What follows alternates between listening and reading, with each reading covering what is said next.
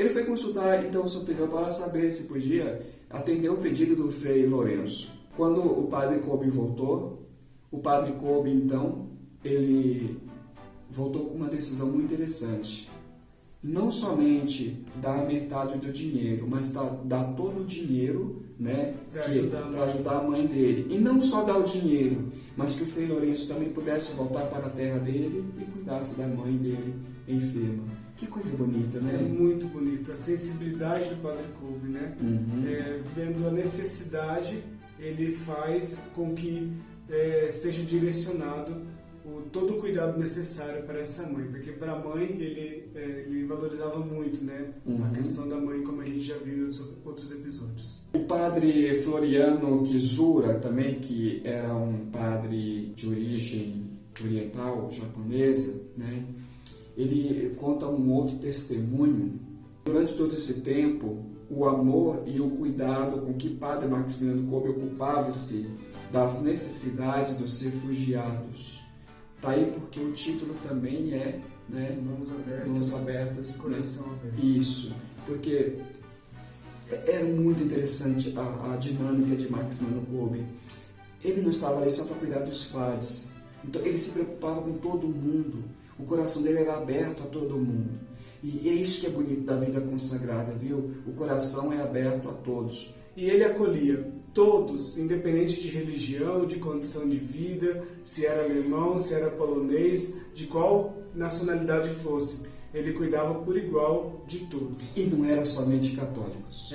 Judeus também, né? Porque aqui vai falar, né? Por exemplo, o Frei Juventin calcula, um Frei Juventin que era muito amigo do padre Kolbe e era do grupo, né? Ali, ele calcula que vinha pedir ajuda caminhões cheios de gente, né? E eram descarregados pelos nazistas, né? Ali eram, por exemplo, 1.500, passou por ali de 1.500 a 2.000 judeus de uma só vez, né? Que ia ali pedir ajuda no convento, porque sabia que o padre Kolbe tinha esse coração aberto. Exato.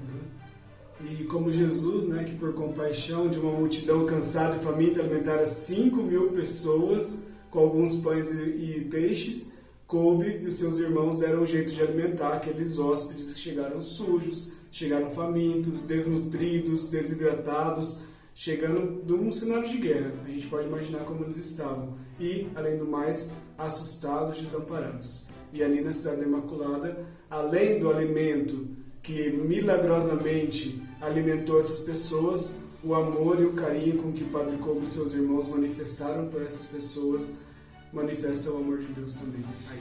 Em 1940, no auge mesmo, né, de toda a situação triste, a enfermaria de Nepomuceno estava ali, já cuidava de 60 e 70 pessoas diariamente, né?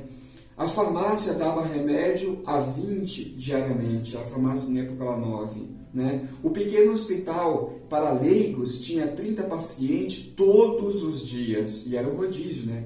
E a cozinha do convento, presta atenção, a cozinha do convento, todos os dias, fornecia mais de 1.500 alimentação para as pessoas. E ele também organizou, além disso, assistência espiritual. Olha só, isso é muito incrível.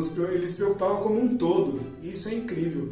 Então, era uma completa assistência pastoral para os refugiados de guerra e costumava visitá-los, cristãos, judeus, e para elevar também o espírito, né, das pessoas, que é o que vale muito a pena ser alimentado nesse momento delicado de guerra. Ao mesmo tempo, surpreendentemente, apareceram ali, olha que interessante, apareceram ali um grupo de 1.500 alemães que estava fora de sua terra natal. Devido à situação da guerra, então, quando caem bombas, explode tudo, né? Eu não sei. Padre Kolbe acolheu 1.500 alemães, famílias alemãs, né? Ali, um abrigo temporário a esses irmãos também. Diariamente, ele dava aos refugiados de guerra 20 quilos do pão que era produzido na Cidade da Imaculada. Por que ele fazia isso? Porque ele sabia que as rações que os alemães distribuíam, as autoridades distribuíam para matar a fome, não era suficiente. Então o que ele fazia? Todos os dias era 20 quilos de pães para alimentar, para dar suporte, né? Aquele pessoal que recebia aquela ração pobre, né? Que era o que tinha. E no Natal, ele se preocupava com as crianças também. Então ele fez com que chegassem presentes, brinquedos para as crianças pobres dessas famílias que estavam refugiadas. Na época, por volta de 3.000 hóspedes no convento. Então, era muita gente e a providência de Deus, ele se abandonava na providência de Deus. E ele conseguiu dar esses presentes para essas crianças. Porque em meio a um cenário de guerra, né, todo mundo perdendo a esperança, imagina o medo. Alguém precisa fazer alguma coisa. Então imagina um tempo de guerra, pior ainda, você não sabia, a qualquer momento podia cair uma bomba ali na sua casa, para destruir a sua família. A qualquer momento você poderia ser preso, né? Então, olha só, ele tinha essa missão de passar esperança, né? Então, no tempo de Natal, ele tentava fazer algo assim para passar esperança para as pessoas, para passar um pouco de alegria no mundo de tristeza, no mundo de dor da guerra, né, naquele tempo. E ele contemplava a todos, ele não excluía ninguém, todos eram contemplados com as ideias que eram geradas entre ele e os outros frades. Então, eles assaram guloseimas, eles deram para todos, eles deram presente para as crianças, eles fizeram com que todo mundo recebesse de alguma forma alguma coisa que gerasse uma consolação, um alívio, uma alegria, que era extinta naquele momento da vida daqueles refugiados. Padre Kolbe tinha um carinho muito especial ainda pelos judeus. Sim, sim. É interessante o carinho que Padre Kolbe ele tinha sobre os judeus, né? Ele tinha uma ternura, né? Tanto é que no Natal eles celebraram a Missa do Galo e depois eles fizeram uma celebração específica para os judeus, conforme a tradição das famílias não cristãs, né? Então, isso comoveu muito o coração dos judeus e alegrou também, se sentiram muito acolhidos. Tanto é verdade que um judeu polonês, ele diz, né, se Deus nos permitir sobreviver a esta guerra, retribuiremos 100 vezes a Niepokalanów e jamais esqueceremos a benevolência aqui demonstrada para com os judeus de Poznan. Todos a louvaremos em toda parte na imprensa estrangeira, ou seja, aquele fato de acolhida, de amor, ia ser recordado. Que coisa bonita. Que bonito. E mais uma vez, né, a identificação com Cristo, que não faz essa distinção e que vê também, nós como cristãos, nós vemos Cristo nas outras pessoas e tratamos outras pessoas com o amor de Deus, como se fosse o próprio Cristo. Lembra lá no início dos nossos episódios, quando nós falávamos do cofre da Divina Providência, né? Da Providência Divina, né? Então o Padre Floriano, ele recorda um fato muito interessante. Ele diz o seguinte: Kolbe deu ordens para alimentar todos os famintos que viessem à porta do convento. Era simplesmente um princípio seu consolar ou ajudar quem quer que tivesse problemas ou sofrimentos. É profundo isso. É muito profundo. E muito tocante e muito empolgante. Enquanto Militz, né, a Milícia da Imaculada tem o espírito do Padre Kolbe. Então tudo isso que a gente está falando é para cada Militz, é para você se sentir motivado, empolgado com o coração do Padre Kolbe para ser como ele. Porque você carrega o espírito da Milícia da Imaculada em você. E ele também fazia, era especialmente generoso com os pobres, como também disse, e durante a ocupação também fez tudo o que pôde para os antigos benfeitores que a guerra deixou pobre. Porque esses benfeitores que no início, né, dava esse suporte para o Padre Kolbe, eles ficaram sem nada. Né? Então agora o Padre Kolbe, como um gesto de gratidão, então ele retribui com amor.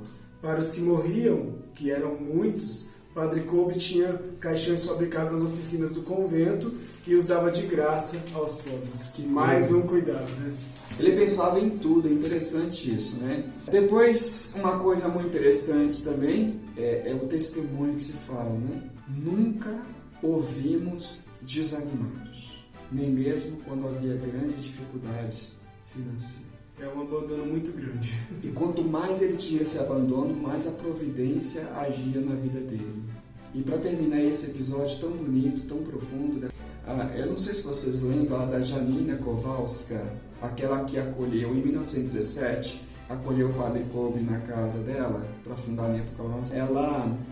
Ela termina, ela usa uma frase muito bonita que diz assim: para os pobres, Padre Maximiliano Kolbe sempre tinha as mãos e o coração aberto.